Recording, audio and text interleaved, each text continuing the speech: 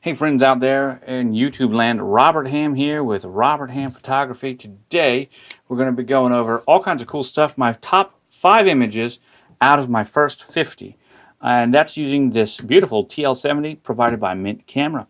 Now there has been a bit of a learning curve, and each one of these cartridges represents my 10 shots, 10, 20, 30, 40, 50. And there is a video that's being produced that'll begin dropping tomorrow for each one of these cartridges that will go into depth on the images that I got, how I got about it, what problems I may have encountered, and how I overcame those issues. There is definitely quite a bit of difference between the first shot and my recent shot right here. Now, I recognize that may not have been in focus for you, but I will get that under control later. There's so much to talk about, and just want to share with you the type of attention to detail.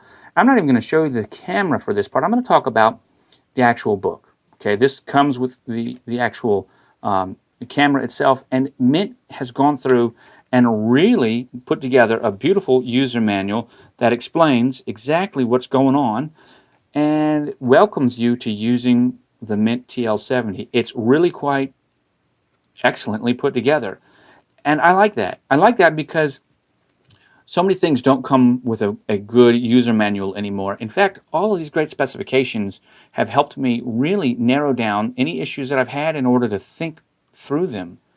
And that's how I've been able to bring you guys these images and share with you the mistakes I've made along the way and how to overcome them. Okay, so this camera, this beautiful Instaflex right here, takes a bit of a learning curve. This is a tool that can be used for production, guys. That is serious, and I'm in love with it. I really like it. And you know what I like it about? It's challenging. Okay, because this was the best out of my first 10 shots with the camera, shot number 3. I was going by the green light on this thing, and I've got a full review, like I said, coming for each one of these 10 to tell you what happened to me. That'll help you not make these mistakes, but let's call it what it is. Even for myself, an Instax master, you know, I got Instax great. You guys know. Just here's some of my top Instax Mini 90 prints right here. I mean, I've got it on lockdown, right? So this was my best shot out of the first 10. What does that tell you? It tells you that the camera is much more powerful than I was used to, and I had to figure out what was going on. Luckily for me, I kept all of my settings. I thought about what was happening, looked at the shots I got, and then made adjustments. Immediately, I was able to turn those images into this kind of an image right here. Now, this is something I don't have on any kind of camera, and that is, number one, background bokeh, and you don't get that with regular Instax. The second thing is this was taken at golden hour, just after some overcast clouds passed by, like with that image, and next thing you know, a little golden ray of sunlight hit us. And I took that time to take a few images of my son, and this was my favorite out of those. And I've continued to keep the information going strong so I'd be able to help myself make better choices when using the camera, as well as share with you guys my successes and some of my failures so they can be our common successes. This is a type of shot right here that I have represented in 0 Mini 90 images or Lomo instant images, because I just don't take those cameras out at nighttime. Do you see this? Do you see this shot? What about this one?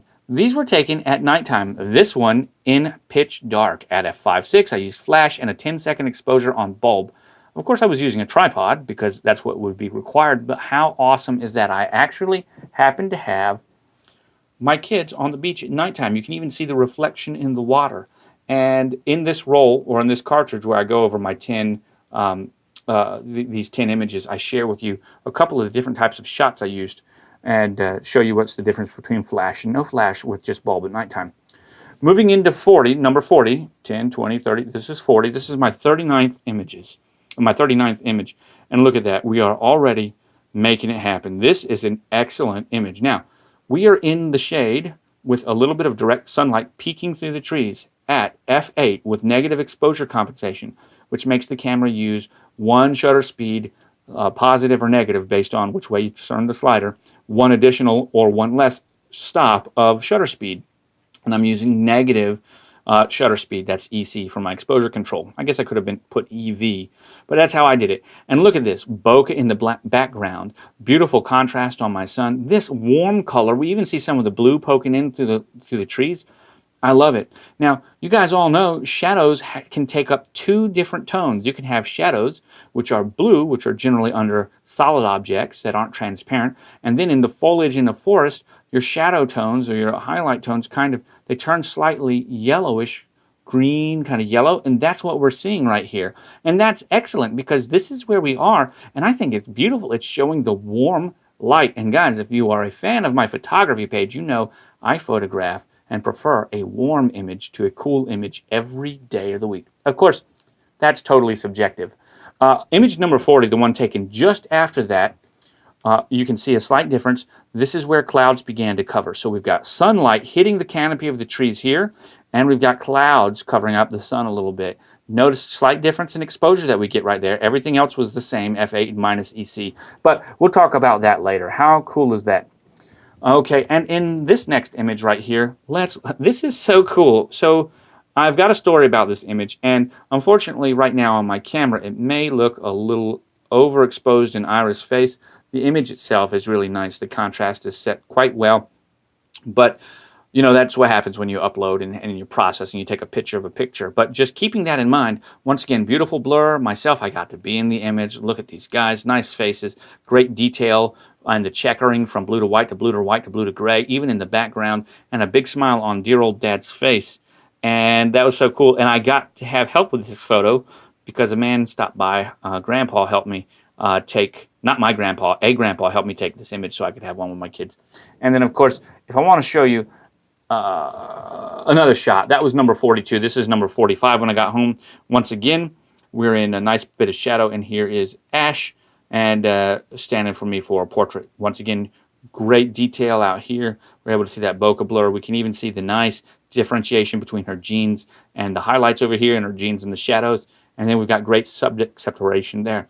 Once again, I have figured out how to get these beautiful warm images, and I'm excited about that. So these are just an overview of my top 5 images out of the first 50. And I wanted to share them with you so that you could be as excited as I am about photographing using the Instaflex Mint TL70. This thing is awesome. Guys, I'm Robert Hamm with RobertHammPhotography.com. You can catch me over on Twitter and Instagram at RobHammPhoto. You can find me all over the place. Of course, you know I get down with all of this really cool photography stuff. And I want to thank Mint for sending the TL70 over to me for review. I want to thank you for watching and remind you that I will catch you on the flip side.